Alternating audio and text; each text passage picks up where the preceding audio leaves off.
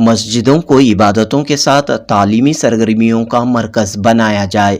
मस्जिद को education centre भी बनाया जाए।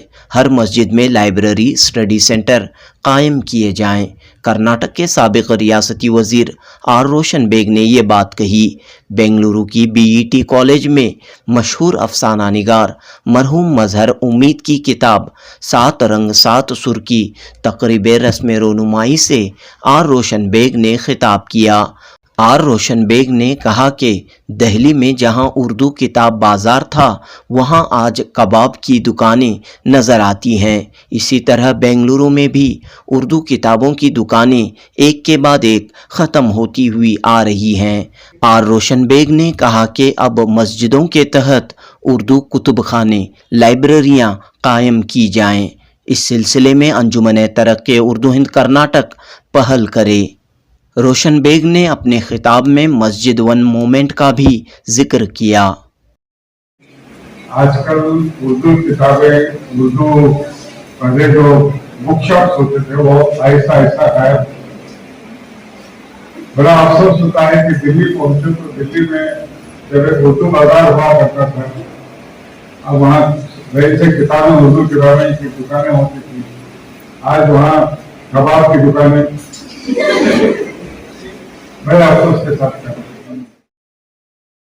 12 जुलाई 2023 बरोज़ चहारशंबा मशहूर अफसाना निगार मजहर उम्मीद की किताब 7 रंग 7 सुर की रस्म रोनुमाई के लिए बेंगलुरु की बीईटी कॉलेज में शानदार तकरीब मुनक़द हुई। मरहूम मजहर उम्मीद के फ़र्जंद मोहम्मद रफ़ी हुमायूं ने कड़ी मेहनत के बाद अपने वालिद मोहतरम का अदबी सरमाया इकट्ठा किया और इस अदब को किताबी शक्ल में मंजर आम पर लाया है। शारजा में मुकीम मोहम्मद रफ़ी हुमायूं की ये कोशिश रही कि उनके वालिद मोहतरम का अदबी सरमाया लोगों तक पहुँचे। इस कार खैर के लिए उन्होंने बज़्म उर्दू दुबई से राबिता किया और अपने वालिद के तमाम मज़ामीन को किताबी शक्ल में लाने की खूबसूरत पहल की। इस यादगार तकरीब से आलमीन एजुकेशनल सोसाइटी के चेयरमैन उमर इस्माइल ख़ान, अंजुमन तरक्की उर्दू हिंद कर्नाटक के सदर उबैदुल्ला शरीफ, कर्नाटक उर्दू एकेडमी के साबिक़ सदर मुबीन मुनव्वर, बेंगलुरु यूनिवर्सिटी के शोबे उर्दू के साबिक़ सदर प्रोफेसर मीमनून सईद, मौलाना आज़ाद नेशनल उर्दू यूनिवर्सिटी के रीजनल डायरेक्टर काजी ज़ियाउल्लाह और दीगर ने खिताब किया। बीईटी कॉलेज की तालिबात ने इस मौके पर उर्दू के अदबी और सकाफ़ती प्रोग्राम पेश किए। जुनूबी न्यूज़ रिपोर्ट। शराब पीने ने मस्जिद बैठकर या वो जगह बता दे जहाँ पर खुदा हो। मस्जिद खुदा का है, कोई पीने की जगह नहीं। मस्जिद खुदा का है, कोई पीने की जगह नहीं। काफिर के दिल में सोया वहाँ खुदा नहीं। काफिर के दिल से ही देखकर आया फराज। काफिर के दिल से ही देखकर आया फराज। इसके दिल में भी खुदा है, लेकिन इसे पता नहीं। खुदा मौजूद है दुनिया में हर जगह। खुदा मौजूद है दुनिया में हर जगह। तू जन्नत में जा, वहाँ पीने से मना नहीं। मजहर उम्मीद साहब जो है एक अफसाना निगार थे, अदीब थे, शायर थे। मुझे इस बात की खुशी है कि उनके फ़र्जन रफ़ी हुमायूं साहब ने जो है उनके तकरीबन 13 अफसाने छप चुके थे। मज़ीद इसमें इजाफ़ा करते हुए 20 अफसाने और कुछ उनके मज़ामीन, गज़लें जो है उन्होंने शाया किया है। वो शारजा में रहते हुए अपने वालिद का जो खिदमात हैं, अदबी खिदमात हैं, उनके जाने के बाद भी इसके दुनिया से उनके जाने के बाद भी मजहर उम्मीद साहब के जो है उनके फ़र्जन ने जो काम किया है, ये एक बहुत बड़ा कारनामा है। आज की दुनिया में कौन किसे याद करता है, क्या याद रखता है। मैं समझता हूँ उर्दू सहाफ़त और उर्दू अदब की दुनिया में जो है ये एक बहुत अच्छा कदम है। और बीईटी ने आज इसका इफ्तिताह यहाँ पे ये किया है।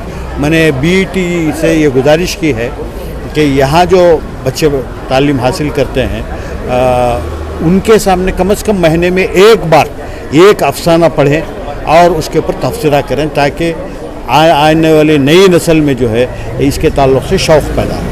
जैसा कि आपने कहा कि उन्होंने फ़िरका वाराना और कम्युनलिज्म के ख़िलाफ़ जो आवाज़ उठाई थी, उस बीमारी को आज भी जो है ख़त्म करी थी। देखिए, उनका एक अफसाना जो मीमनुन सईद साहब ने कहा कि वबा के ताल्लुक़ से, तो ये वबा यहाँ चली कुछ दिन पहले जो है, कुछ साल 2 साल पहले कोरोना की, वो ख़त्म होगी। लेकिन एक वबा जो चल रही है इस वक्त सारे मुल्क में, जो फ़िरका परस्त की वबा है, उसको ख़त्म करना है। हमारी दुआ है कि वो वबा जो है बहुत जल्द ख़त्म हो, फ़िरका परस्ती ख़त्म हो जाए और यहाँ रहने वाले बसने वाले हिंदू, मुसलमान, सिख, ईसाई सब जो है एक भाई होकर इस गंगा जनी तहज़ीब को हमेशा कायम रखें। शुक्रिया भाई। मज़हर उम्मीद हमारी कर्नाटक रियासत के ही नहीं बल्कि उर्दू अदब की एक बहुत बड़ी शख्सियत है। उन्होंने जो अफसाने लिखे हैं वो आम डगर से हटकर और ऐसे अफसाने हैं जिसमें उनकी वाबस्तगी चूँकि कम्युनिस्ट तहरीक से थी, तो उसमें कुचले हुए तबके का और मज़दूरों का और हर उसका दर्द उनके अफसानों में झलकता है, जो जिनको माशरा जो है बहुत हक़ीर नज़रों से देखता था।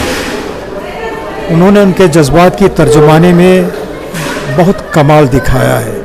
मुझे बहुत खुशी है कि इस मौके पर उनके मतबूआ और गैर मतबूआ अफसानों का ये मजमुआ 7 रंग 7 सुर के नाम से दोबारा उनके फ़र्जंद अर्जुमन रफ़ी हुमायूं की कोशिशों से आज मंज़र आम पर फिर आया है। मुझे उम्मीद है कि इस मजमे की इशाअत के बाद मज़हर उम्मीद की सही कदर व कीमत का एक माहौल पैदा होगा और उनकी अफसाना निगारी के ताल्लुक़ से उनके सही कदर व कीमत का अंदाज़ा हम लगाने के लिए हमारे लिए एक साजगार माहौल पैदा हुआ है। उस दौर के हालात को उन्होंने बखूबी तौर पर बयान किया है अपने अफसानों में। तो आज के हालात और उस वक्त के हालात और उनका पैगाम की मानवीयत आज के दौर में कितनी हो सकती है आपकी? नहीं, बेशक। देखिए, वो बहुत अच्छे फ़नकार थे और एक अच्छे अफसाना निगार की यह खूबी है कि उसका अफसाना अपने क्या है ज़मा व मकाम में क़ैद नहीं रहता, बल्कि उन हुदूद को तोड़ कर वो एक आलमी हैसियत हासिल कर लेता है। मज़हर उम्मीद के अफसानों में ये बात हम महसूस करते हैं कि उन्होंने ये कहानियाँ जो है 50 और 60 और 70 की दहाइयों में लिखे, लेकिन उनमें बाज़ ऐसी मानवियत है कि वो आज के हालात की तर्जुमानी भी करते हैं और उनकी एक सतह ऐसी है कि जिसे आज हम दरियाफ़्त करने के काबिल हो सके हैं। तो ये उनके अफसानों की जो ये आफाकियत है, ये उनके फ़न को और उनके नाम को हमेशा बाकी रखेगी। तो आखिर में क्या पैगाम आप देना चाह रहे हैं, ख़ासतौर पर नौजवानों के लिए? भाई, हम तो ये चाहते हैं कि हमारी जो आज की सोशल मीडिया की मसरूफ़ियतें बढ़ गई हैं, उससे वक्त निकाल कर हम अपने अदब की तरफ तवज्जो करें, क्योंकि ये अदब खुसूसन तख्लीक़ी अदब जो है वो हमारी जहन साजी करता है, हमारी शख्सियत को बनाता है, हमें अपने मुस्बित अक़दार का शऊर पैदा करता है। मैं नौजवानों से यही गुजारिश करूँगा कि वो अपने ऐसे बड़े अफसाना निगार जैसे मज़हर उम्मीद हैं और उनके जो हम असर अफसाना निगार हैं और हमारा जो क्लासिकी अदब है उसकी तरफ तवज्जो करें, ताकि ख़ुद उनकी शख्सियत के निखार में इससे बड़ी मदद मिलेगी और माशरे को एक अच्छे साले नौजवान मैसर आ सकेंगे। शुक्रिया। Thank you. जो भी लिटरेचर था उसे किताबी शक्ल दी गई है। जी, सबसे पहले तो मैं अल्लाह ताला का शुक्रगुज़ार हूँ कि अल्लाह ताला ने ये काम मेरे हाथों से लिया। जब मैंने इरादा किया कि इस किताब को जो है एक जामे आमला पहनाएं और आवाम तक इसको पेश करूं, तो मुझे काफ़ी मुश्किलात का सामना करना पड़ा। सबसे पहले ये कि ये तकरीबन 5 दहाइयों का अदब था जिसको पढ़ना समझना मेरे बस की बात नहीं थी। तो यहाँ पर जो है मैंने बज़्म उर्दू दुबई जो है एक बहुत ही मोतबर इदारा है, तो मैंने उनसे रब्ता किया और उन्हीं की कोशिशों से ये किताब जो है आज इसका इजरा हुआ है और आवाम के सामने आई है। ये लिखावट जो थी, जो मखतूतात थे, जो हाथ की जो मैनस्क्रिप्ट्स थे, वो ऐसे ही ओरिजिनल इंटैक्ट थे, लेकिन उसको पढ़ना मेरी, जैसे मैंने कहा कि मेरी बस की बात बिल्कुल नहीं थी। वहाँ पर एक बहुत ही मशहूर अफसाना निगार हैं शाहदाब उल्फत साहब, उन्होंने इसको पढ़ा, इसको कंपाइल किया और फिर उसके बाद जो है ये किताब की शक्ल में आई। कहाँ पर एक किताब तैयार? ये किताब जो है प्रिंटिंग एंड पब्लिशिंग जो है दुबई में माई बुक के ज़हर एहतमाम में हुई है। और ये किताब जो है पहला इजरा जो था इसका 1985 में अब्बा ने इसको जो है रिलीज़ किया था, लेकिन उस वक्त जो है क्योंकि उनकी कोई ख्वाहिश थी नहीं कि इसको जो है आवाम के सामने लाना, पर दोस्तों का इसरार रहा, तो उन्होंने जल्दबाजी में जो कुछ उनके हाथ में मिला उन्होंने उसको एक किताब की शक्ल में जो है इजरा किया था उसका। लेकिन उनके इंतकाल के बाद जो है जो भी बकिया मवाद था तो उसको मैंने जो है इकट्ठा करके फिर मैंने इसको एक नई शक्ल दी, एक नया रूप दिया।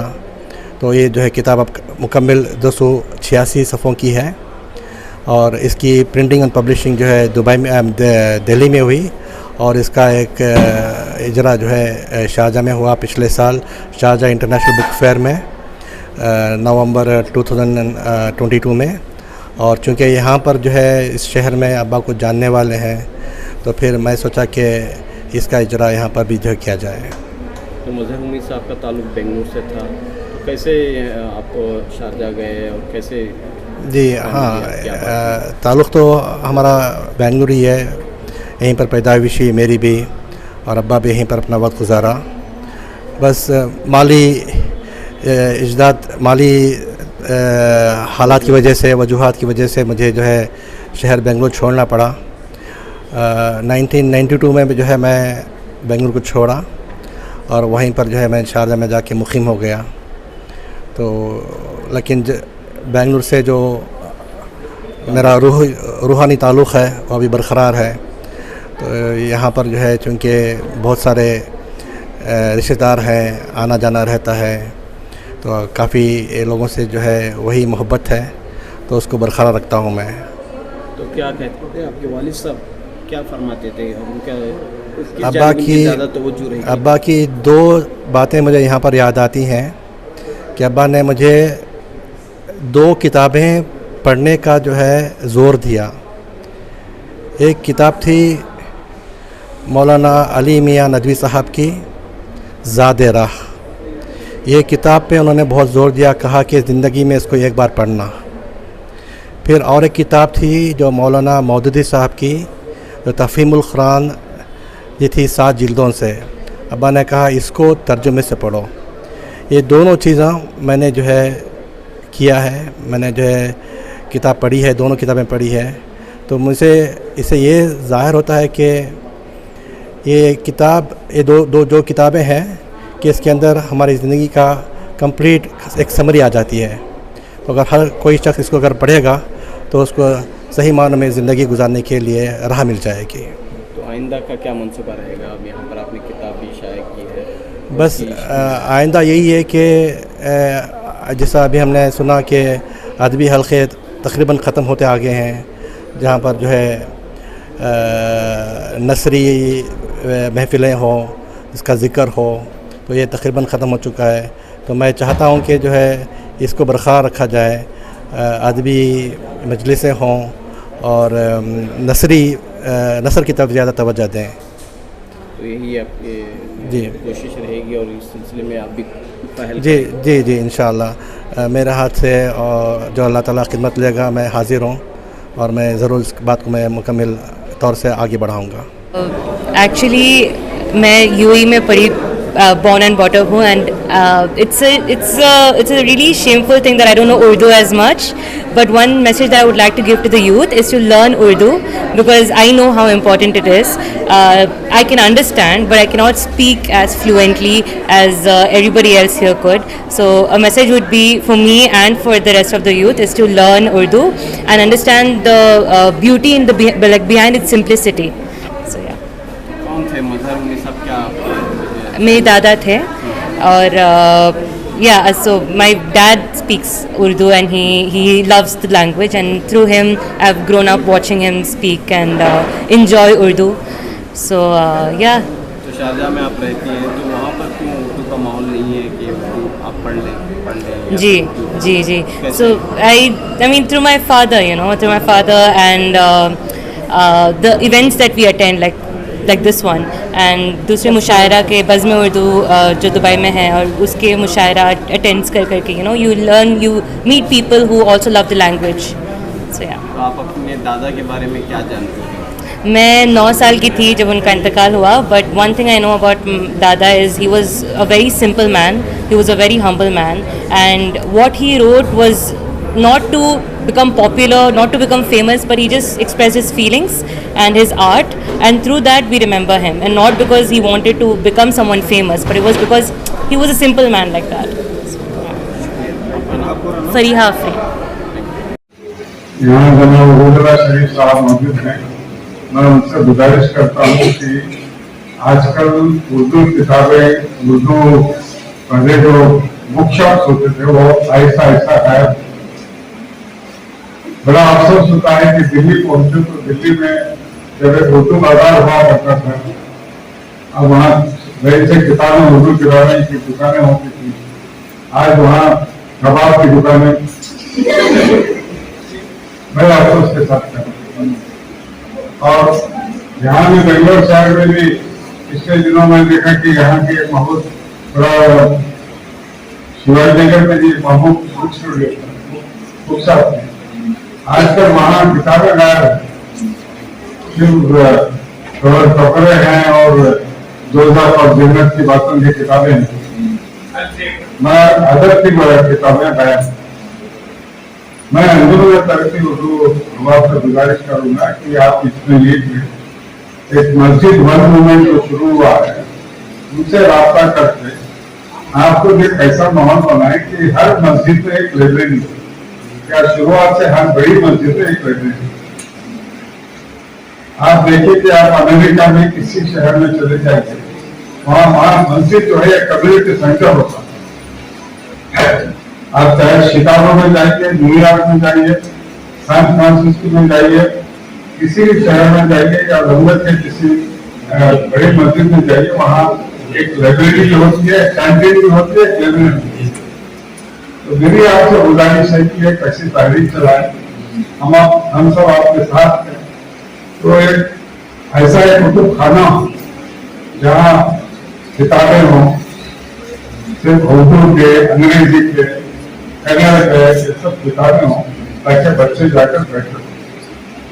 और तहरीक इससे भी शुरू कर सकते हैं कि बेंगलोर में मुस्लिम आबाद के इलाके हैं, जैसे टाउन है, टाइली रोड है, केजी हल्दी है, यासीन नगर है, नाइन हल्दी है, गोरी पालिया है, खलास पालिया है, जेपी नगर है। ऐसे एरिया में अपनी से 15-20 जगह आप कहीं किराए पे जगह लेकर वहाँ लोकल लोग मिल जाएंगे, एक लाइब्रेरी शुरू।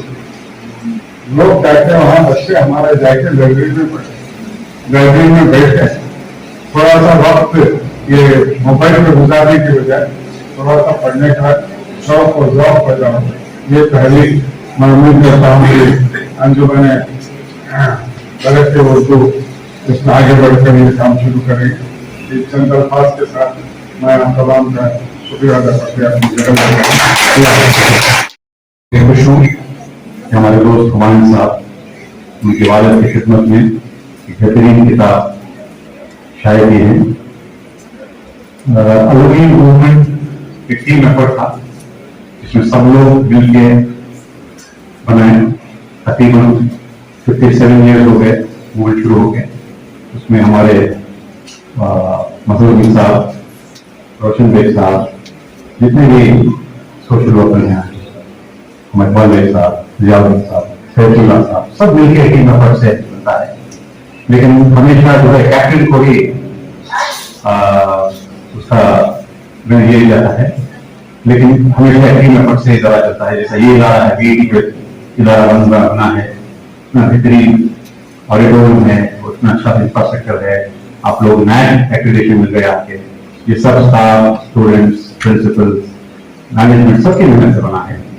तो ऐसे ही जो अलमी मूवमेंट हुआ, ये सब लोग जो गुजर हुए हैं उनसे हुआ है, सबका कॉन्ट्रीब्यूशन रहा है। आज जो हमने विरासत में मिला है, हमें एक फाउंडेशन जो स्ट्रॉन्ग मजबूत फाउंडेशन पे मिला है, उसको हम तरक्की करना है, डेवलप करना है, ये सब बुजुर्गों की मेहनत है। ये सब जो है हिस्ट्री, हमारी हिस्ट्री है, हमारे कौम के लिए हिस्ट्री है। हम लोग भूल जा रहे हैं कि हम कौन बुजुर्ग थे, कौन नाम थे, हमको याद नहीं रहता है। तो ये जैसा इसलिए अलमीन हॉस्पिटल में एक म्यूजियम बनाया है, आबा एक म्यूजियम बनाया है, और जितने भी अलमीन के रिलेटेड हिस्ट्री है उसमें, वो सब वहां पे महफूज है। तो इंशाअल्लाह इसलिए किताबें भूली जाएगी, ये किताबें उधर ही म्यूजियम में रखेंगे, और इंशाअल्लाह आगे भी हमारे जितने भी लोग कॉन्ट्रीब्यूट किए हमारी सोसाइटी को, उनको उनका इंतजार करना, ये हम इंशाअल्लाह कोशिश करेंगे। और जो है जो लोग गुजर गए हैं, उनके लिए ईसाले साहब के बेहतर ईसाले साहब है, नेक औलाद है। दूसरा, दुनिया में हमें कुछ भी कर ले, कुछ भी बोलने को पैदा नहीं, एक नेक औलाद जो छोड़ के जाते हैं या कुछ सबके जरा करके जाते हैं, ये उनको पहुंच जाता है। तो ये मजहबी साहब का बड़ी खुशी है कि ऐसे नेक औलाद है हमारे साथ हैं, जो उनके हर नेक काम से उनको साफ होता है। अलमी के कई ब्रांचेस हैं और छोटे मोटे स्कूल हैं, ज्यादातर हम गरीब लोगों में ही काम करते हैं। एक अलग स्टोरी है कि लोअर मिडिल क्लास कोई हमारे अक्सर स्टूडेंट्स होते हैं। तो ऐसे ही पटना में आज स्कूल है, उधर का विजिट था, तो हम हमारे ही वही अलमी से हम सब उधर जा रहे हैं, इंस्पेक्शन करते हैं, इम्प्रूवमेंट लाने की कोशिश करते हैं। तो मैं उधर जा रहा हूँ, आप लोग सबसे दुआ की गुजारिश है। अल्लाह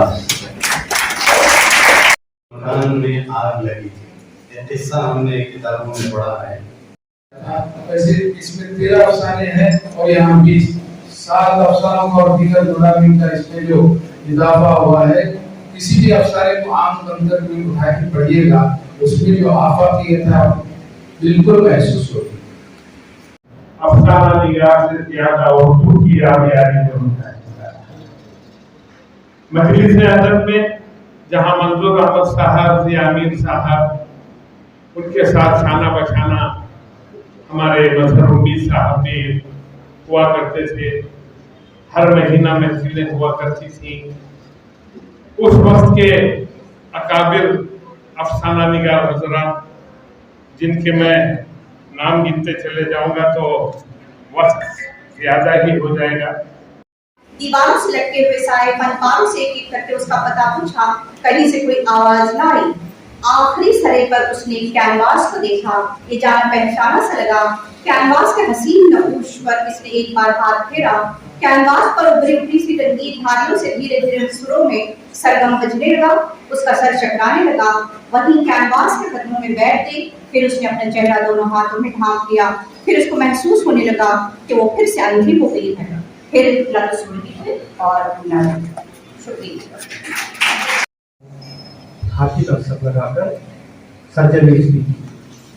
अब देखिए उस पूरे ऑडियंस में, जैसे आप यहाँ बैठे हुए हैं, ये एक से बड़ा सर्जन बैठा है, सब सर्जन बैठे हैं, और उन्होंने देखिएगा मजहबी ने वबा का जो मंजरनामा उसको तफसील में वतन के मौके पर पेश किया। मैं क्यों लिख रहा हूँ, किसके लिए लिख रहा हूँ, और जिम्मेदारी को से ओहदा बड़ा होने की उन्होंने कोशिश की।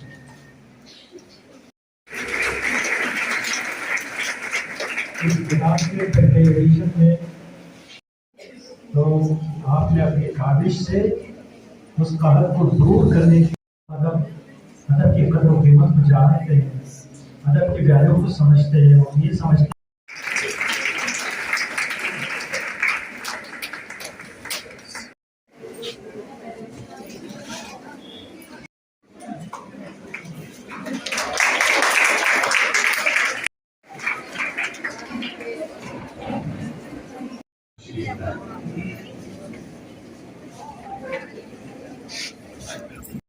तरमीम से तशरीफ लाए और चलिए इस हिसाब से हमें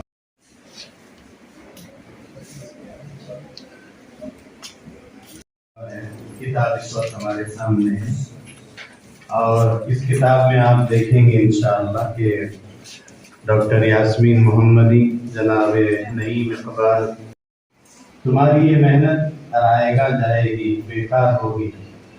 तो उस चिड़िया ने जो जवाब दिया, क्या शानदार जवाब दिया। चिड़िया ने कहा कि मुझे मालूम है कि मेरे एक दो कतरे, दो बूंद पानी से ये आग बुझने वाली हुआ है। 7 रंग और 7 सुर उसी की मुनासिबत से हमेशा है और हर जगह जिस जगह जाते हैं वो 7 रंगों में भी ढल जाते हैं और 7 सुरों में भी ढल जाते हैं। इसीलिए उनका नाम सुर अपने नाम की तरह रोशन। 72 साल की उम्र में एट द एज ऑफ 72 वो मैसूर ओपन यूनिवर्सिटी से एमए की डिग्री हासिल की और उनका कहना ये था ये तालीम को हासिल करने के लिए कौन सिर्फ अदब है। तो उसको मैंने साबित किया क्योंकि ये तालीमी इदारा है, यहाँ पर आप बैठे हुए हैं, बहुत सारे तलबात हैं, आप कभी इल्म हासिल करने के लिए पीछे ना हटें और उम्र का बहाना ना बनाएं। बस यही बात मुझे याद आ गई, मुझे आपके सामने रखना है। आज के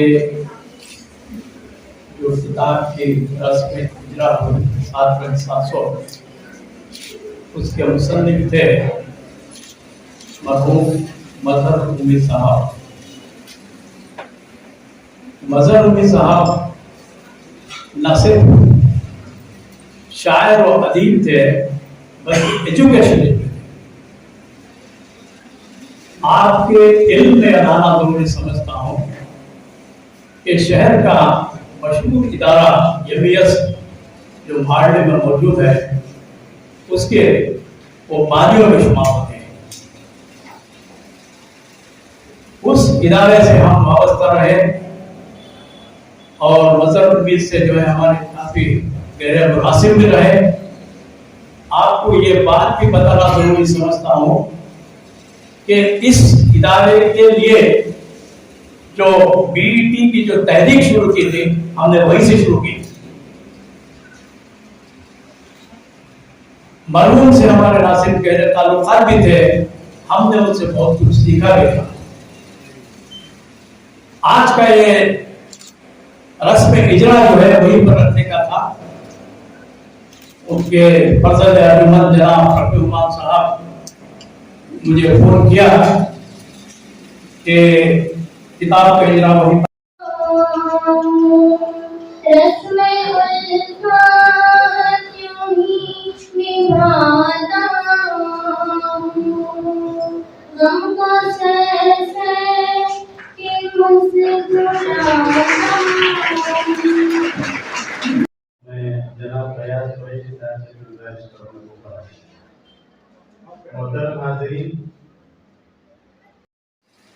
एक छोटी सी चिड़िया भी अपनी चोंच पूछा कि चिड़िया इतनी मेहनत तुम क्यों कर रही।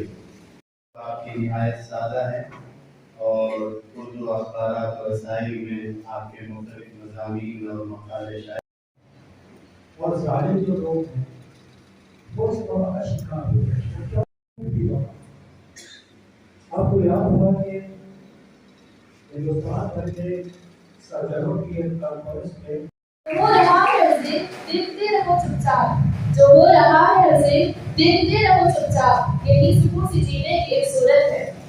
मैं समाज फरमाए, एक जनाजे की खातिर सारा जहां निकला, एक जनाजे की खातिर सारा जहां निकला, एक वो ना निकला जिसके खातिर जनाजा निकला। ऐसे मैं कैसे आ रही तेरे जनाजे के पीछे, ऐसे मैं कैसे आ रही तेरे जनाजे के पीछे, मेरा अपना भी जनाजा था तेरे जनाजे के।